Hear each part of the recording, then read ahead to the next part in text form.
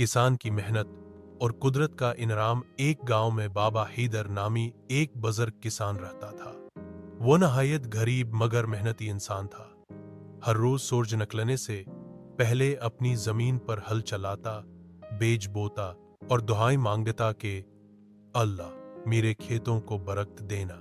इस साल गांव में बारिश न होने के कारण सब किसानों ने हार मान ली, मगर बाबा हैदर ने हार न मानी। उसने एक पुराना कुआं साफ किया, पानी खींचा और हर रोज थोड़ा थोड़ा करके अपनी फसल को सीराब करता रहा। लोग हंसते थे, कहते थे, बाबा, बारिश के बिना फसल नहीं उगती। लेकिन बाबा कहता, मेहनत कभी बेकार नहीं जाती। महीनों बाद जब सब खेत सूखे और बंजर हो चुके थे, सिर्फ बाबा हैदर का खेत हरा भरा था। वही लोग जो हंसते थे अब ईर्ष्या से उसके खेत को देखते थे। गांव के बच्चे उसके पास आए और पूछा, बाबा, यह कैसे संभव हुआ? बाबा ने मुस्कुराकर कहा, जिस खेत में मेहनत, दुआ और सब्र होता है, वहां कुदरत खुद बारिश बनकर बरसती है।